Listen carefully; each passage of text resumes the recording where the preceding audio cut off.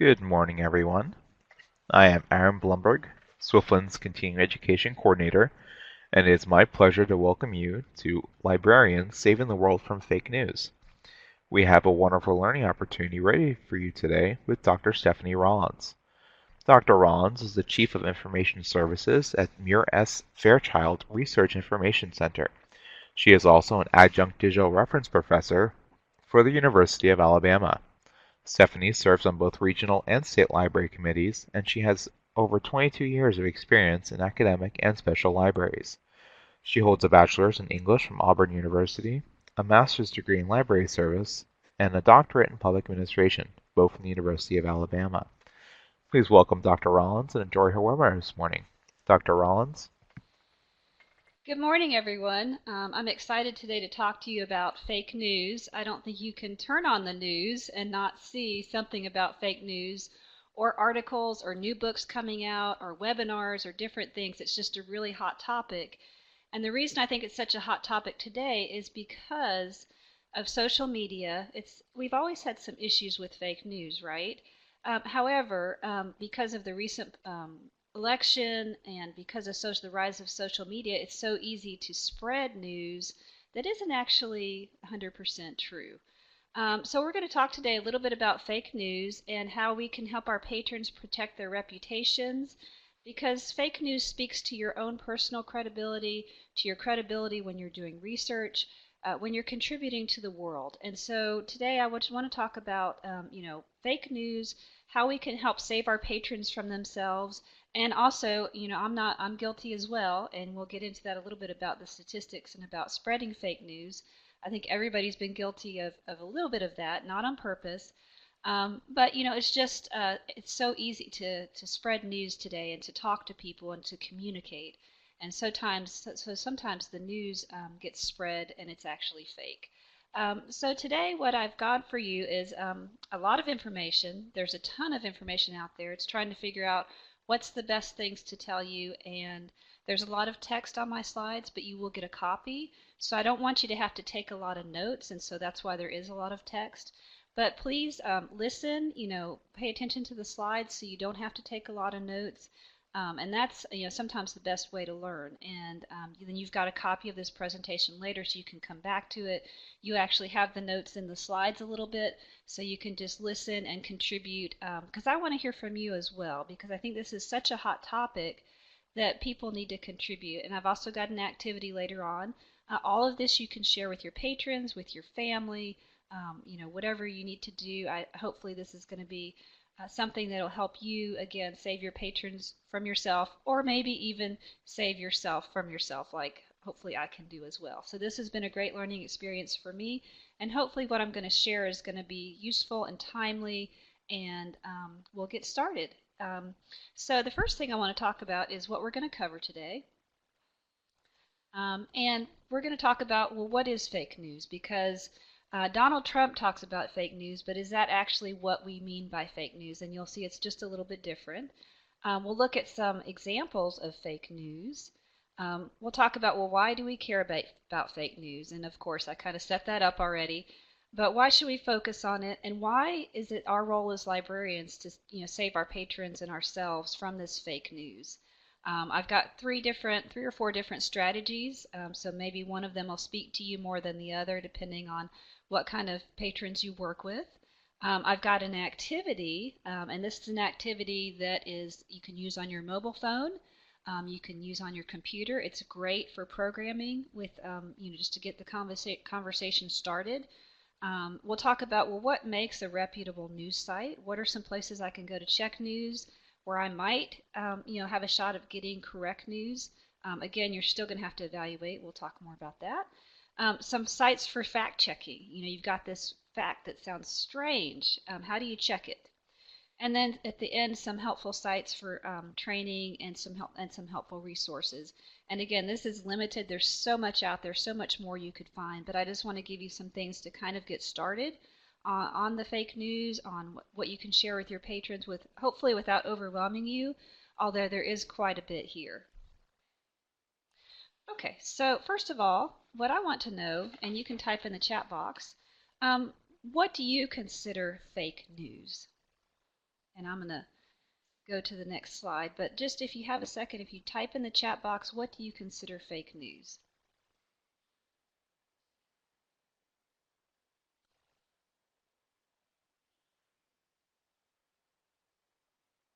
Exactly. Sensational headlines. You kind of click, it's called a clickbait, where you're like, oh wow, that's cool, interesting, and you click on, you're like, oh no, this is bad. Yes, not evidence. Persuade others, perfect. Yes, so these are some of the things that I definitely agree with you that are fake news. I also went to, of course, our standby, the dictionaries, and the only dictionary that has not added fake news to its dictionary is a Merriam-Webster, because they say really fake news is just false news and it's not something new. It's actually started in the 1890s, and in fact, some of the examples we'll see, actually it kind of started a little bit earlier. But again, you're right. It's a sensational nature. A lot of times it's generated to get ad revenue or web traffic. There's even people that are paid to generate fake news. Again, we saw a lot of that in the election with I think it was Russia and Macedonia. They had all these students creating these fake ads. It's really crazy. And again, and like as Miriam says, it's not really anything new. It's false news, false. It's reported that's false or fake. And again, it can be on the news, it can be on the internet. Again, it's used to influence. Really, this is fake news is all about influence or money. Again, political views. So you guys are right on track with your definitions. But if you want official definitions from the dictionary, these are some of the definitions that you can go to. So it's not really a new problem, is it? Would you agree or disagree? You can just type yes or no in the chat box.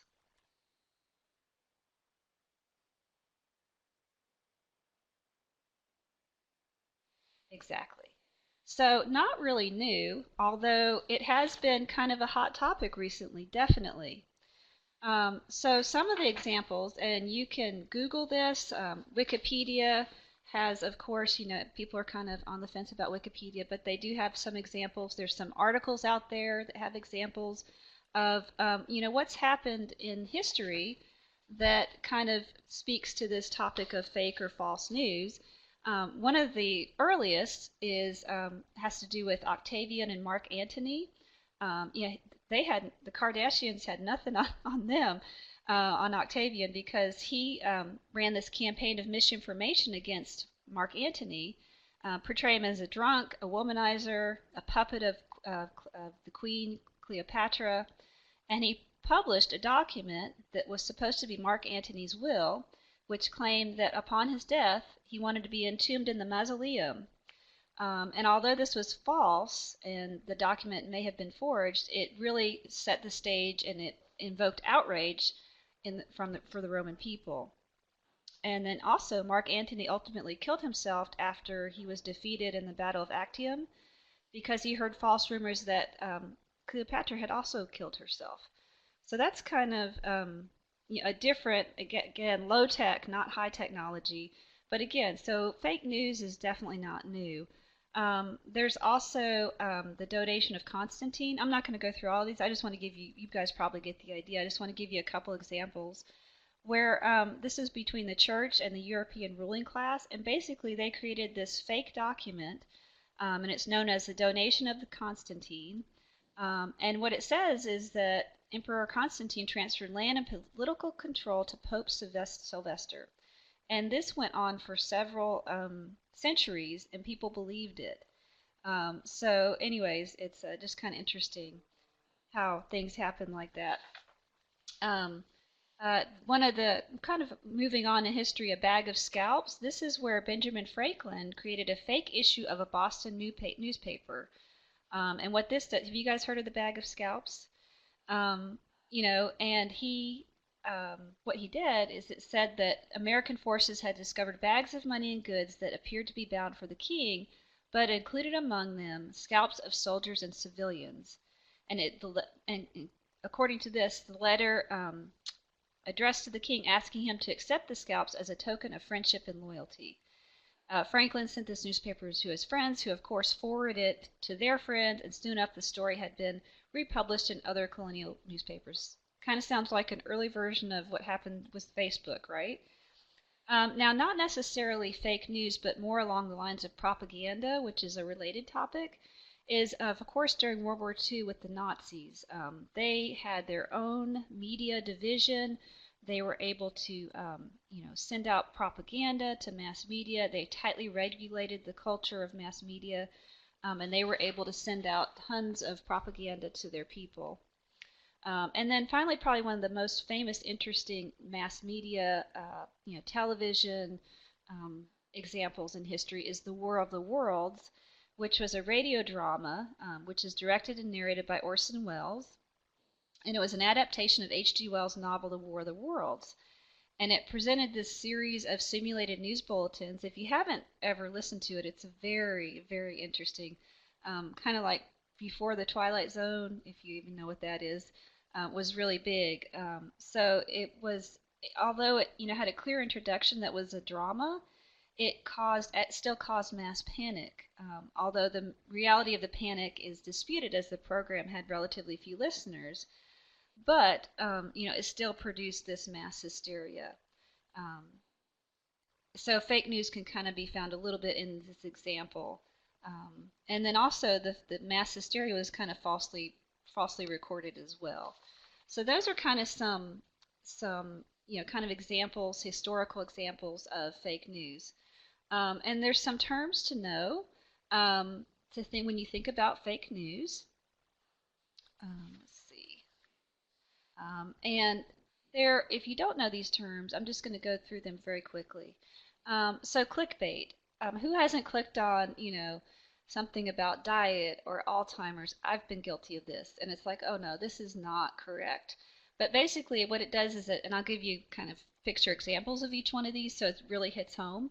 But really it's trying to get people to click on something. A lot of times they'll take you to an ad or something that's not really real news, or I think there was a bunch of stuff on the Aki berry at one time. There's all, just seems to have different kinds of trends for what people want to click on.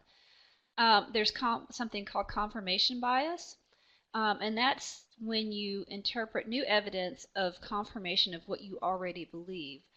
Like on Facebook or Twitter or different things, or when you go and search Google sometimes, the news that you get is filtered based on some of the things that you have already looked at, and these things support what you believe. So that's something to think about.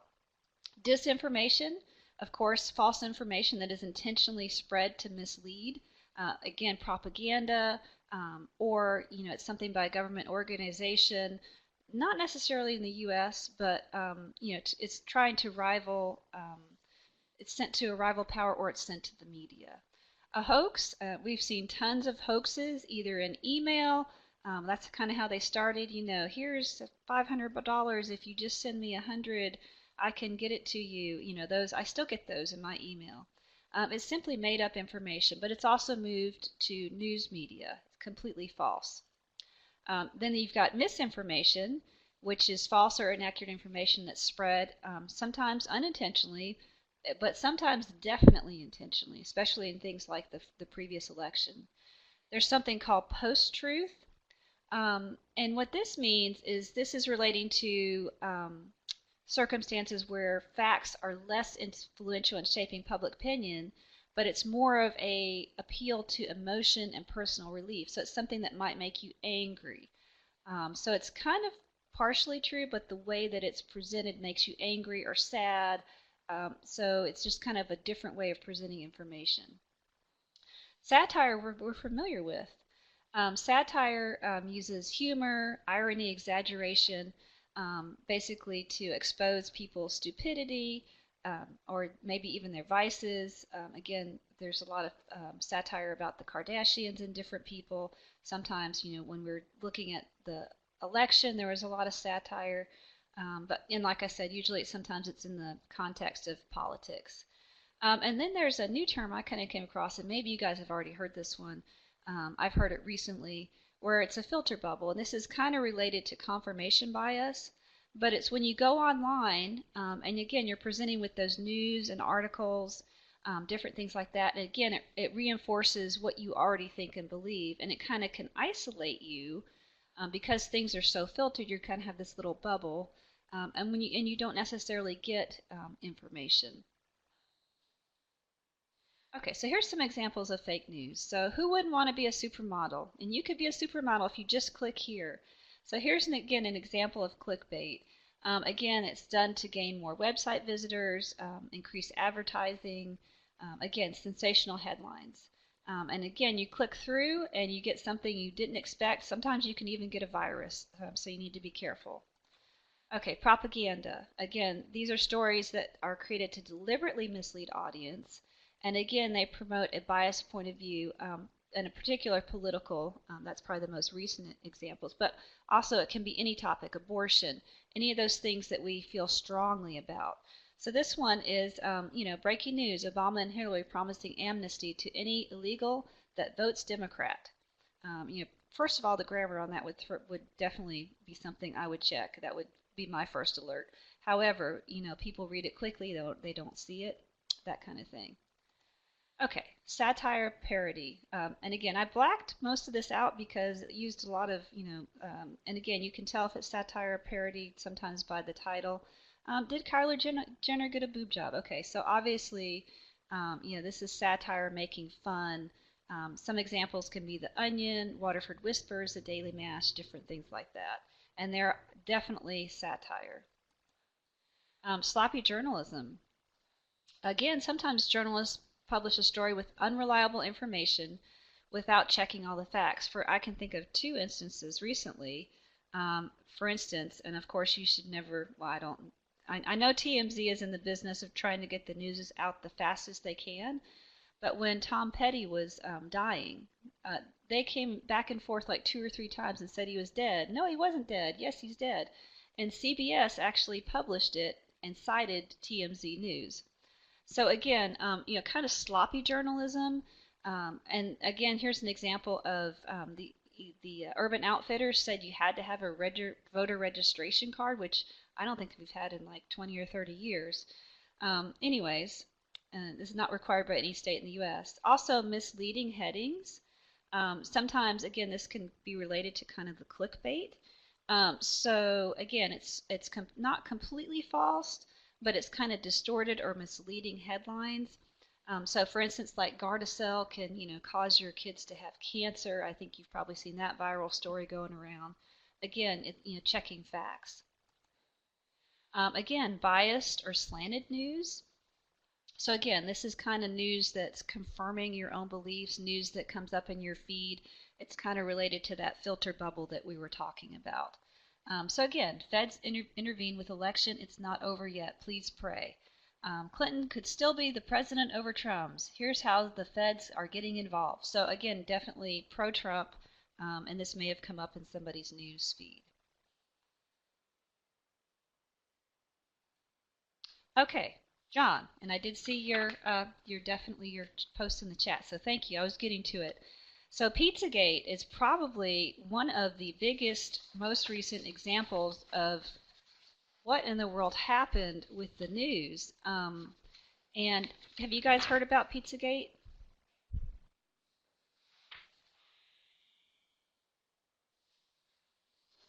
Okay, so just to recap, if you haven't, Pizzagate is this based on this false rumor that was spread on purpose through, I think it was Infowars, a couple different people that purported this pizza place was an underground pedophile, related to the Clintons' place where kids were being abused.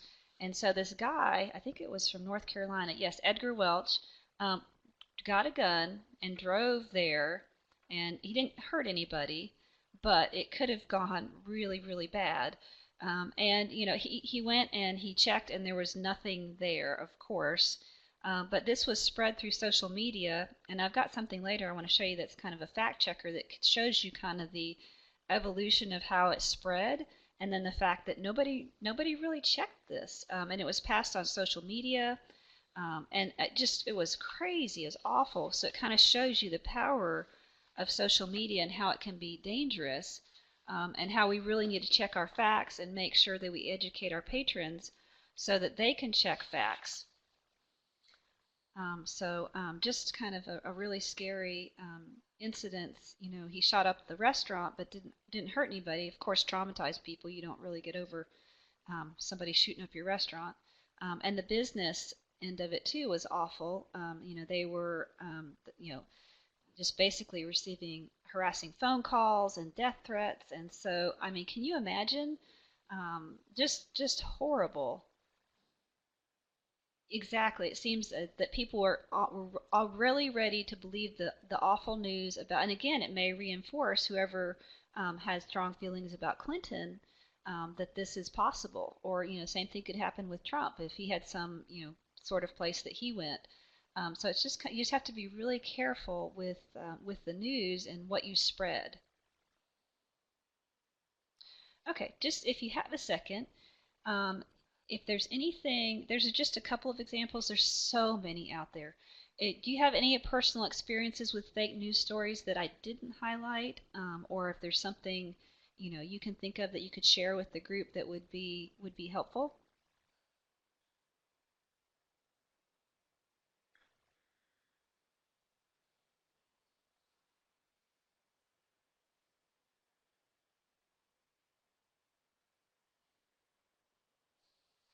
Or have you ever shared anything that later you're like, oh, that was nice, should have checked that?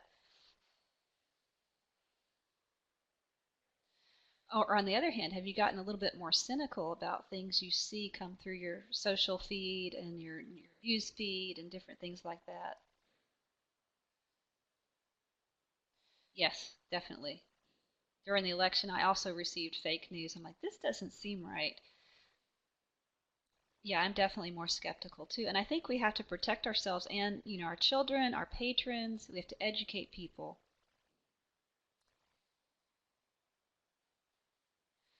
Okay, so moving on to my next question, and you can type in the chat box as well. Yes, Snopes is definitely a great site.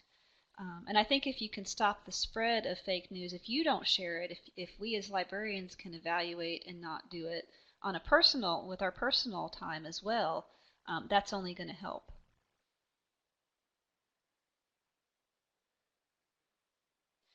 Okay, so you can keep typing and I'll mention you as I see you.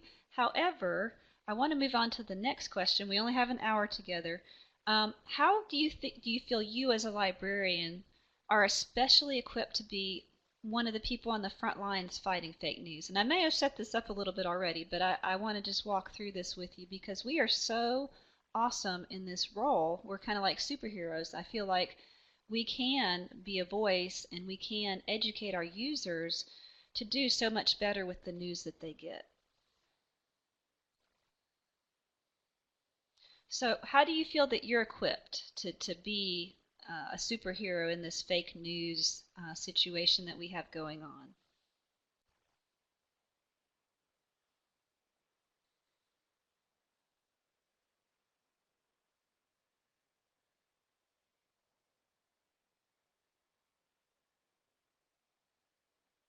Exactly. It definitely teaches how to evaluate sources. Great. And I have a list. Don't worry. If you don't get a chance to type, or if you're just thinking, great, Deb, awesome research skills. Absolutely. So I love this image. This is from the Daring Librarian. And, we're definitely defenders of books and libraries and, fighters of filters. And, we shamelessly share, again, sometimes to our detriment. But, we're committed to being a fierce change agent. And we're definitely the people to help with fighting fake news. We know how to evaluate information. This is no different than a research article we get, or a book, or a website. This is fake news is no different. We have these skills. We can definitely be the people that help our patrons. Again, education. We can counter fake news with information and media literacy. We can do programming. Obviously, we can build our collections. We can focus on, information literacy. And also, there's a ton of new books coming out on fake news and, information overload and picking the right resources and different things like that. We're great partners with local, state, and national organizations, and we can lobby, depending on your connections, to foster media literacy because it just goes all the way up. We're kind of the intermediary. We're definitely advocates for skepticism, correct? Absolutely. Um, Also, we promote a wide variety of resources, not just the news. But we do social media. We still have printed material, posters, books, bookmarks, classes, hands-on activities, and we can provide this type of information that can help our patrons kind of re-examine how they approach the news. Again, we're pathfinders for trusted information. That's one of our key roles. And we're also creators and arbiters of that trusted information. A lot of us are technology and data experts, and we also foster lifelong learning with our patrons and personal growth. So we're definitely the right people to look at being that role model, being that helpful person, not just our patrons that come in the library, but our families, our friends. So what's the big deal? Why should we focus on fake news? So I've got some information from Pew, and I've also got some information from a study that Stanford did. And I'm just going to go through these. You can come back and look at them. But about 4 in 10 Americans get news online. And I think that number is just going to continue to increase over time. And so if they're just going online, if they're just going to Google and they're getting that, filtered search, that's kind of scary to me. And this just kind of breaks down still a lot of people still watch TV news, 57% they're still getting their information online.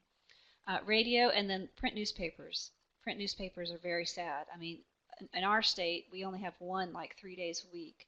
So the print news has really gone down. And I think there's something about this shift from print to completely online that has also kind of inspired this fake news because it's so much easier to get information out. So this is just kind of, in case you weren't thinking about it, why should you care about fake news? Why should you care about whether it's real or fake? Well, we deserve the truth. We need to make up our own mind, not have news handed to us. And we have the right to be insulted when we read fake news because, in essence, we're being treated like children or idiots. That's how I feel about it. I can get kind of angry about fake news sometimes. Um, it can destroy your credibility. As John said, or somebody said, it can divide families. If your arguments are built on bad information and then you're wrong, especially with the election, I know I wonder if there's any kind of research study on how many people were unfriended over election issues when they posted something that was wrong. And it speaks to your credibility. People are less likely to believe you in the future. Again, fake news can hurt you and a lot of people, especially when it comes to health. This idea that vaccines cause autism, and again, do your research, whether you believe it or not. That can cause harm for people, medical harm. And again, the real news can benefit you. If you want to buy stock in a company, you want accurate information about that company when it comes to health, finances, family, or even in the election. How do you find out what's really going on so you can vote for somebody who, under the best circumstances, no candidate is perfect. Sometimes it's just really difficult. But how do you make the best informed decision?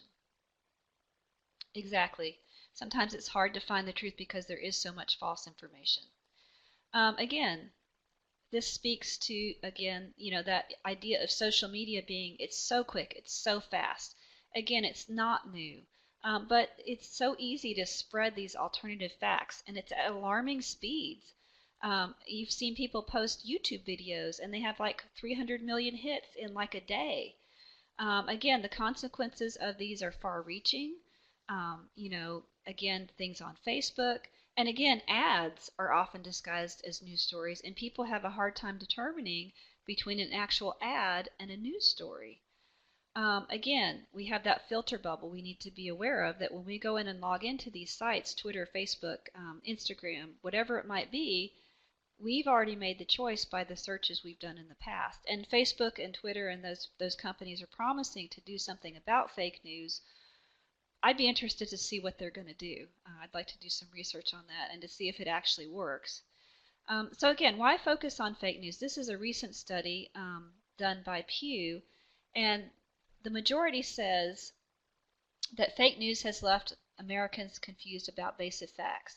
So this is our role. This is why we need to focus on educating our users, having programming, building our collections, different things like that, because the public is definitely confused about this fake news.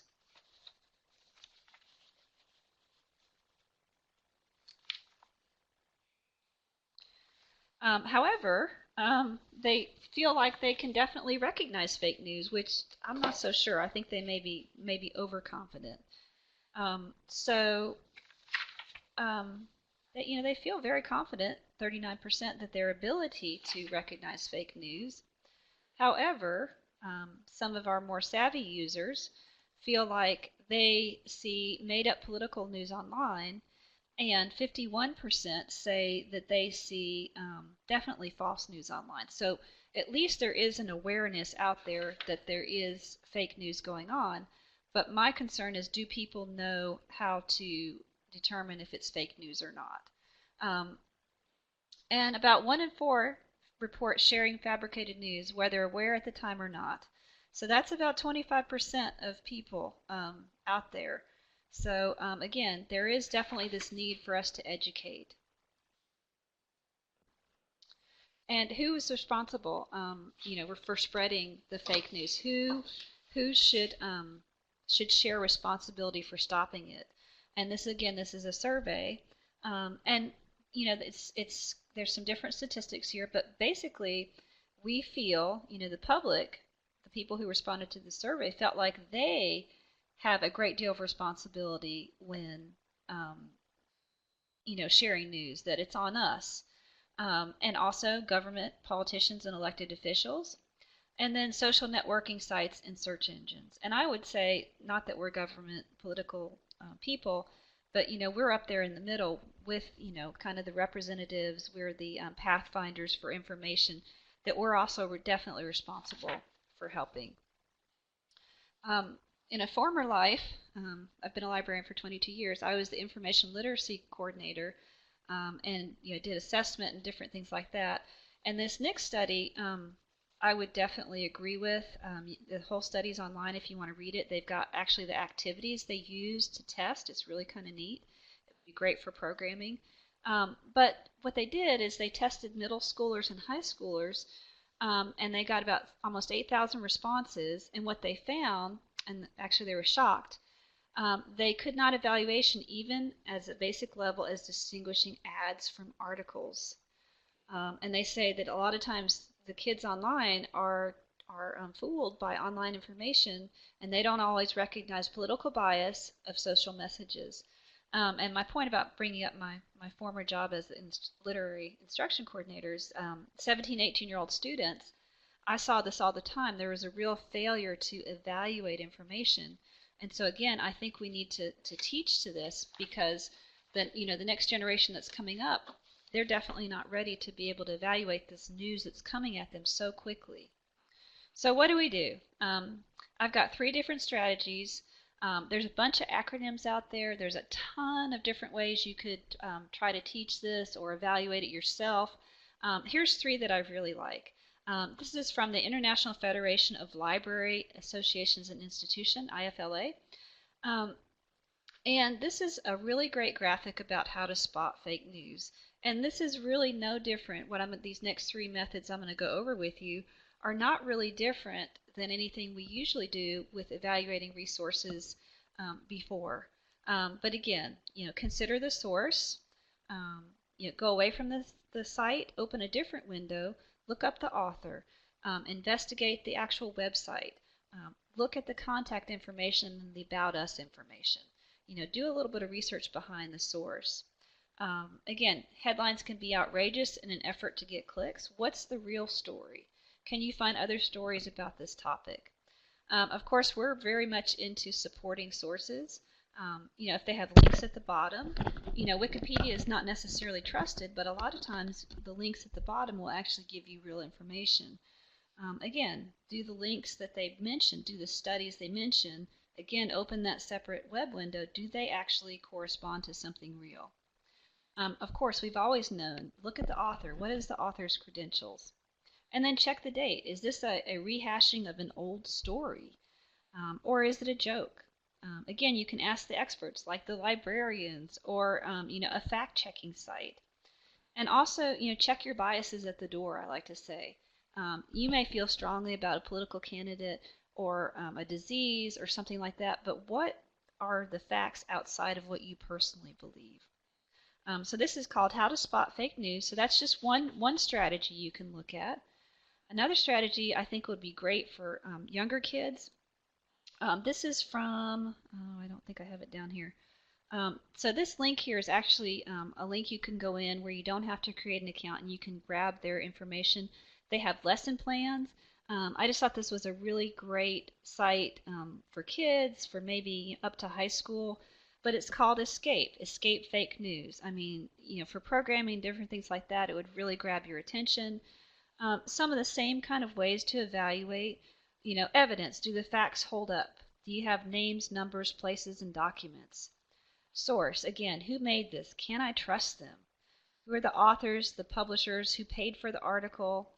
Who are the social media users? What's the big picture?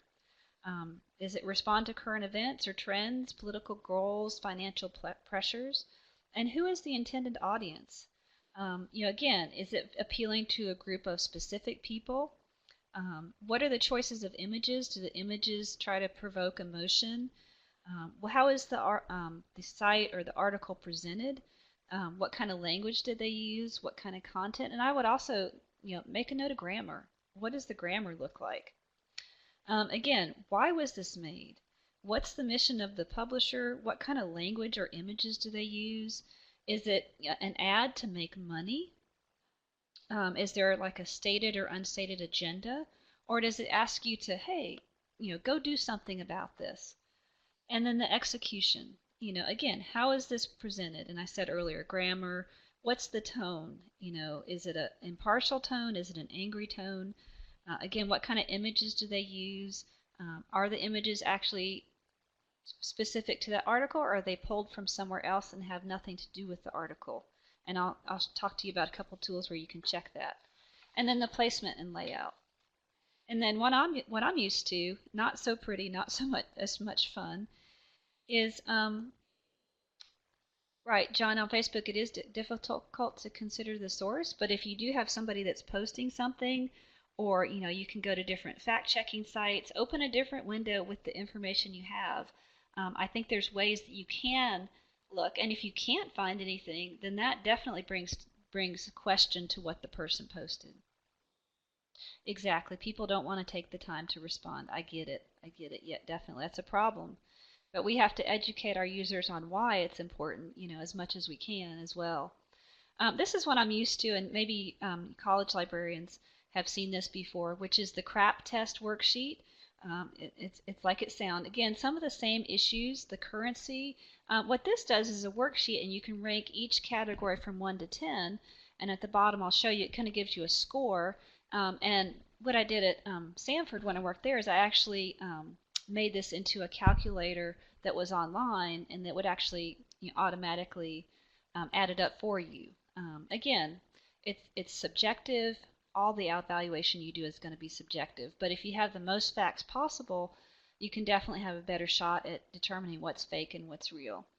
So again, currency, relevance, authority, accuracy, and purpose. And then you'll see at the bottom again. But if the students can't recognize the different topics here, you could have a high score and it actually still be fake news. So we definitely need to educate them about the different methods that we have for them to evaluate news.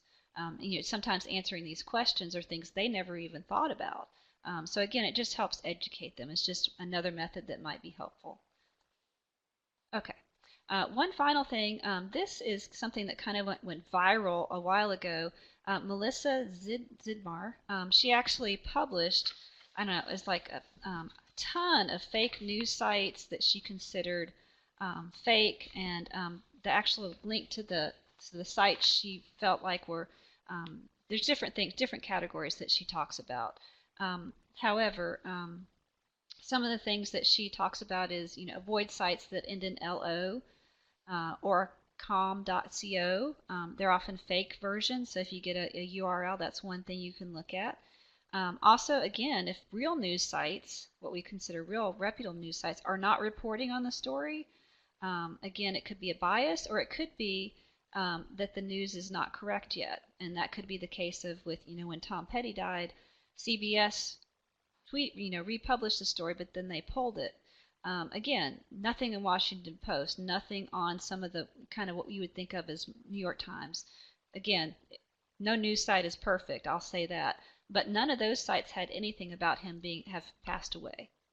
So again, odd domain names are sometimes odd and sometimes not truthful. Again, no author sometimes could signify that the news story is suspect, and you would need to check that. And again, sometimes organizations are letting bloggers post under their news brand, but sometimes those same articles, like on BuzzFeed, you've gotten this great BuzzFeed article, and it's actually not great because they let this blogger post. So you just have to, again, you have to be careful. So some of the things that she says that would be helpful is, again, checking the about us. You make sure there's no bad web design, that there is, if it makes you really angry, you probably want to check on it. If it's encouraging you to dig up profiles, pictures, addresses, emails, and other information, it's probably unlikely to be legitimate. And then, like we talked about before, it's always good to check multiple sources of information. Um, Sometimes, some sources like Fox News, um, they provide important information that's true, but then they also kind of report things that aren't necessarily great. And so you kind of have to verify the context of the news, definitely. And I'm not going to go through these. However, these are some of the categories that she uses to classify news websites. And you can look at, there's some of the same things: political, credible, satire, extreme bias, fake news, clickbait. So some of the things that we've already covered, but I just wanted to show you, this is just the first part of her list, and the link down here at the bottom that you can't see, but you'll get the presentation. So she kind of goes through, and she's got probably at least 1,000 different websites. So this could be a tool that you could use, if you wanted to check to see if there's a fake news site, or if it's different kinds of things. So it's just helpful. Again, all the tools that you can use would definitely be helpful. So very quickly, we still have quite a bit to cover. What I'd like you to do is go to this website. I'll see if I can post it in the chat link here so you guys can, or if Aaron, if you're faster. Um, this is just a very quick game, and it's something you could do with your patrons. I actually tried it and was surprised, but it's just want to take a quick minute because if you want to see how you're doing.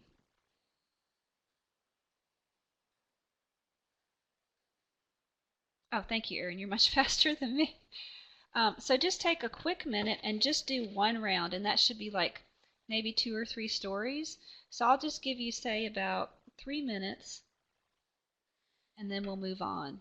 But this is just an activity. I found that it's free. You could do it with your patrons, with your staff, just as an icebreaker, to see how you're kind of doing with fake news. I just thought it was a really great source, and it's very easy to be fooled, I will say. So we'll just wait just a couple minutes.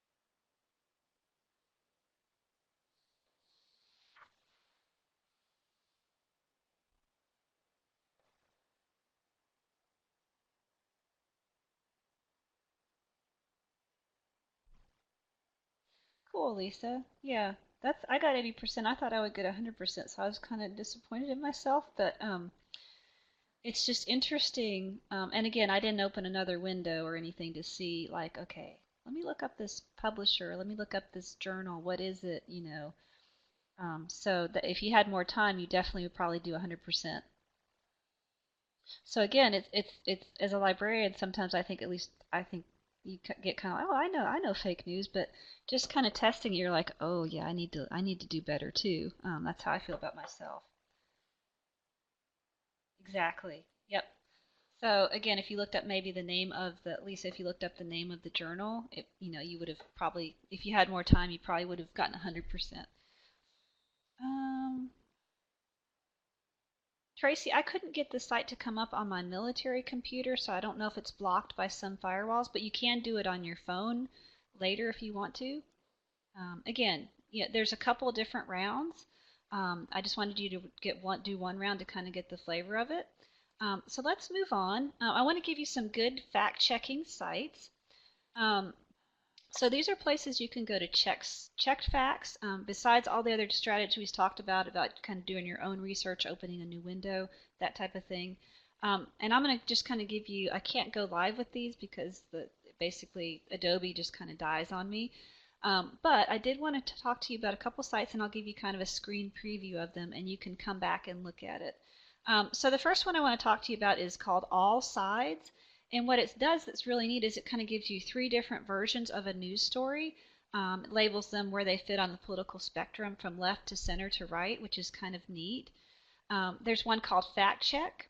This is from the Annenberg Public Policy Center, and it's great for checking political claims. For instance, if Trump, puts something out about North Korea or whatever, it's kind of a good place to check that. The Google reverse image search, what this does, is it in terms of like the Pizzagate fake news scandal, the images they used and everything, you can take an image and reverse it to see where it came from, and any other news story. And I'll show you kind of what that looks like.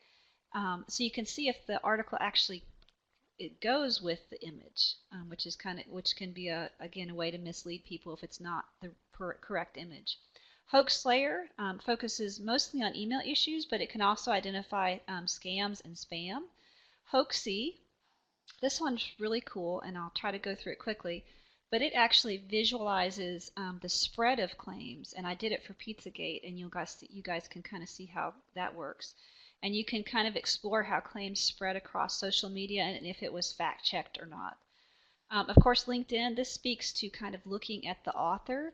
So if you want to see if Dr. Stephanie Rollins is really the Stephanie Rollins that's the librarian, you can look up people on social media. Of course, there's other ways you can look authors and people up as well. Okay, so this is All Sides, and like I said, it's kind of neat because this is a news story on Turkey warns Trump against recognizing Jerusalem. And you can see from the center, from the right, and from the left, and so you can kind of get a better perspective of what's going on with this political issue. So the next one, this is factcheck.org. So for instance, you can kind of see that this is the first one over here talks about Michael Flynn's timeline. It's also got a science check, and a health watch, so if you want to check science claims. And then there's a Trump transcripts, which is kind of interesting. So for instance, this one down here, fact-checking Trump's criticism of the FBI. So again, it's more kind of about political issues, but it's just super helpful because political issues seem to be a lot of our news lately, right? Okay, so the next one is the Google reverse image. And I got something where I was looking at a picture about a necklace that Kate Middleton had worn. And in the article, they posted this image of the queen, different queens, princesses, wearing this necklace. And I was able to, it's not very difficult, and you can also do this on your phone. If you have Chrome or Firefox, you should just be able to right click on the image and it'll look it up for you, but on your phone it doesn't do that. And it shows you the different places. If you look up here in the very top, this really tiny image, it shows you where this picture was mentioned. So this is kind of a frivolous example, but if you were looking at something that was health or medical, or political, it might be helpful to see if there's actually a real image associated with it. Um, Hoax Slayer is really kind of neat. Like I said, this has different categories and things, different hoaxes, and you can check those here. Again, this is the spread of the Pizzagate, and I don't know if it might be difficult to hear, but what you do is you pick a couple of postings, and then you put the orange is where it was checked, and it kind of shows you the spread of the social media. And the orange is where it was checked. So over here on the far right where you see all this purple, the orange is where they actually check the facts. So there was not a lot of fact checking on this. So it's kind of neat to take an issue and you can type any issue in and kind of trace its evolution on social media. And then LinkedIn, like we mentioned, you can check to see if that's the right librarian. You can get credentials on people. Of course, there's other sites you can do that with. Okay, some more fact-checking sites. We've got Media Fact Check. This is about 2,000 different media sources, so you can see if your site it doesn't really give you articles, but it just checks to see if your site, kind of like the Melissa Zidmar list, is a decent article, website, news site, whatever. PolitiFact. Um, um, it researches the claims of politicians and checks their accuracy. So again, if Trump made a claim. The Poynter Institute. This is a place that has resources for journalists and writers, but it also offers resources on fact-checking and media literacy for the general public. Snopes, of course, probably the most famous fact-checking site. It's one of the oldest. It kind of focuses on urban legends or news stories. And the thing I like about Snopes is it actually gives you sites at the end that tells you where to go to prove this is not correct. Veracity, which is kind of a really neat phone app, and you can actually take a picture from your camera roll, from your library, Dropbox, and it can tell you everything it can about the subject, and then also where to find similar images on the internet. And then finally, the Washington Post Fact Checker, and this is kind of limited to politics and different things and to different topics, but their idea is to kind of be a truth squad for statements that political figures make on different issues. Okay, so here is media. It's a little bit small, but again, you can look at the different journals. You can look at the sources here, and it will tell you if your source is kind of has a bias or not. Again, PolitiFact. There is it checks different kinds of claims of politicians. My favorite circled over here is the pants on fire section. It tells you kind of like what is definitely a lie. But it's got different topics, and I would just ask you to kind of come back and explore these. A lot of them deal with politics, but some of them also deal with, and that's a lot of our life. But there are a lot more sites here that can check facts. Again, the Poynter, again, it checks different news stories, not just politics, and so it's a good site to kind of come and look at. And then of course Snopes. I think everybody's been to Snopes, right? Again, does the 2017 Republican tax bill cut cancer treatments for Medicare patients? You can look at that. You can search it. It's got kind of down here, it's kind of difficult for me to see, but it's got kind of a ticker, Hot 50 different things. So you could go there and look at some of the top ones. Okay, the next one is the Veracity. And so you can do it on iTunes, and again, like on Google Chrome, or you can actually just right-click on the image. But I found this article on trash. It was in the Washington Post, and I just downloaded the picture to my phone, to my camera roll, and I uploaded it, and it told me every place that this picture was. So it looks like this is actually an image that corresponds to the article on trash. It's not something placed for emotion or to trick me or something like that, which was kind of a neat thing to discover. So you can also check your images as well as the words. Okay, and then like I said, the Washington Post checker.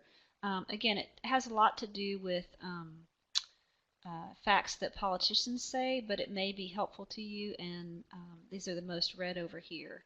So again, you can check claims that politicians are making. Okay, so some of the things about newspapers, and we're kind of skeptical and cynical. So do reputable news sources exist? Are they out there anymore?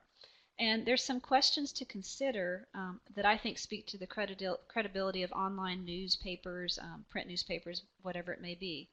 And the questions to ask are, if the reporter gets the story wrong, will the news outlet investigate? Will they print a retraction? Does it have its own code of ethics, or does it subscribe to the professional journalist's code of ethics? And if an editor or reporter violates them, um, like they're a plagiarizer, will they be fired? So those are things to think about. Are there newspapers still out there that value these? And that would kind of give you a head start on maybe trusting this publication. Again, it depends on the story. Um, like things like Washington Post, New York Times, NBC News have fired journalists for such violations. And that's remarkable, in this age of like consumer television with celebrities and different things. So that's definitely something to consider. And this is according to Forbes.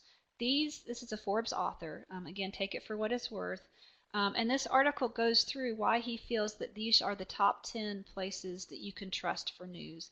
And some of it speaks to those questions we just asked. Again, some of it depends on where the spectrum of their political or financial or whatever views fall. But in terms of news, he advocates these sources. But then as runners up, some of those I'm kind of looking at, oh, okay, list Forbes, of course, for business. So, there may be a little bit of bias here, but just you may want to come back to this article and look at why these 10 news sources were definitely mentioned. This is an image that went viral last year in November of 2016. And it's just an image, again, to kind of help you think about what news sources might be worth looking at and educating our users about. And this is done by a patent lawyer. She's got tons of experience doing research. And what I want you to focus on, you can come back and look at this, is she's got, skews liberal, skews conservative.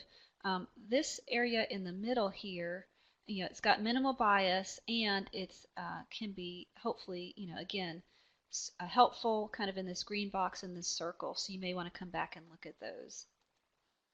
Okay, so very quickly, I just want to mention some sites and resources. We have about 3 minutes left, just for that you can fall back to. And again, there's a ton of resources out there, but I just want to mention a couple that would be helpful.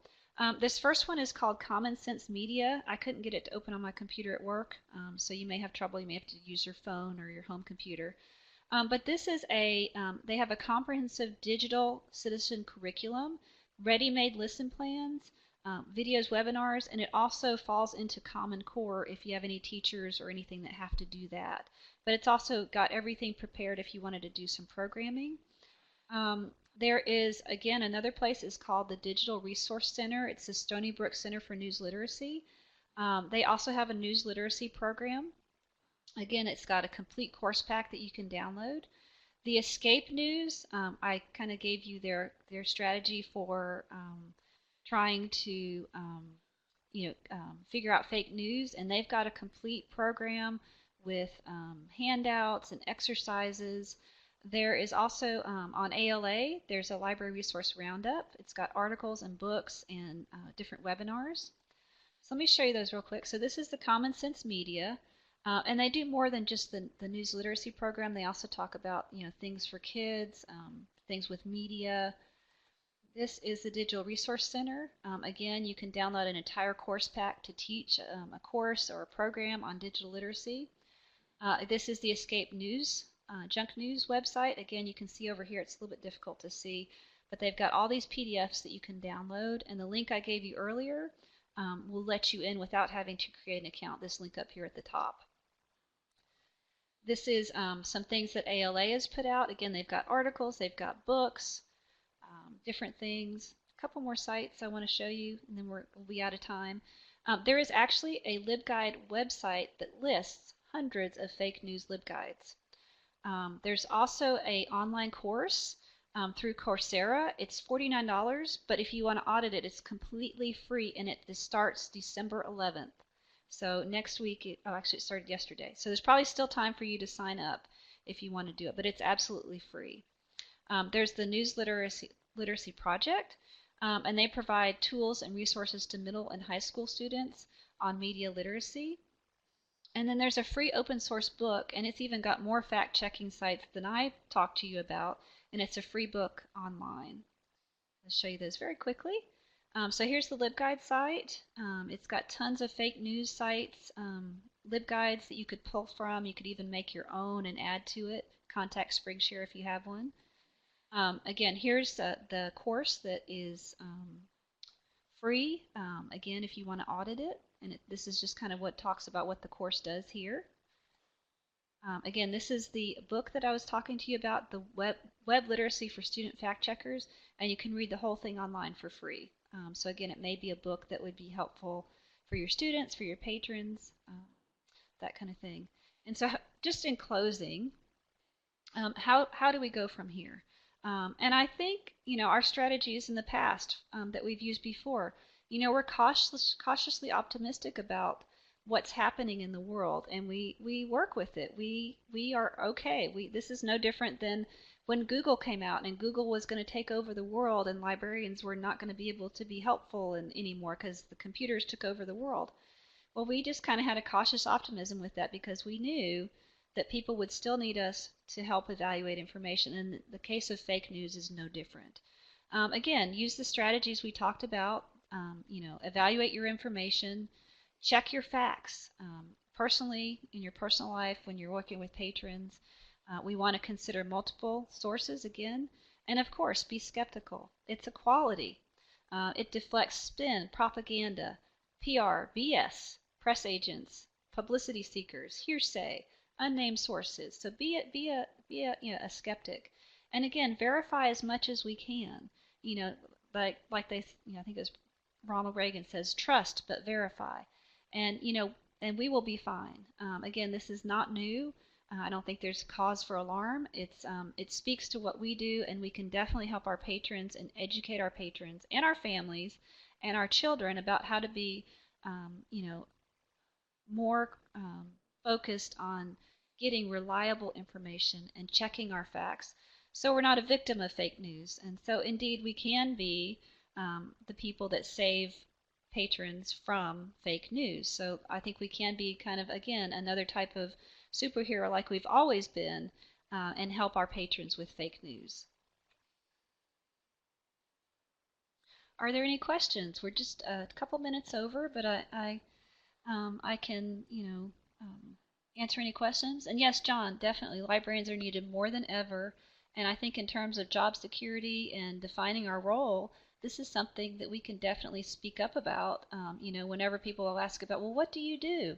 Well, we protect people from fake news. We help people evaluate information. And they kind of get this look on their face like, oh, okay. So, would you like to hear more about that?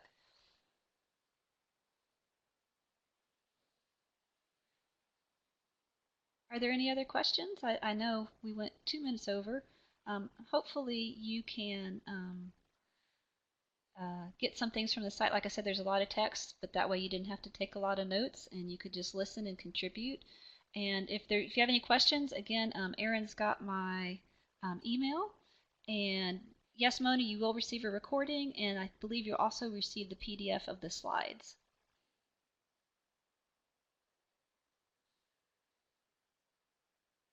And I do hope that you'll have some sort of programming, or at least just talk to the people around you about this, and think about it, and protect yourselves as well.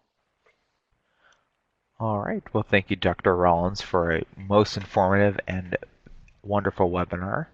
Attendees, if you enjoyed this webinar, please join us for Dr. Rollins' January webinars, starting with Collection Development Marketing on January 9th and DigiRef Academy News on January 23rd. As always, we encourage you to look at the upcoming webinars and workshops in months ahead and hope you're all able to join us for future training opportunities. Be sure to keep checking the Swifflin Continuing Education calendar, the Swifflin Facebook page, or look for your message from the various Florida Library listservs. Thank you everyone for attending and have a terrific rest of your day. Thanks, everyone. Bye-bye.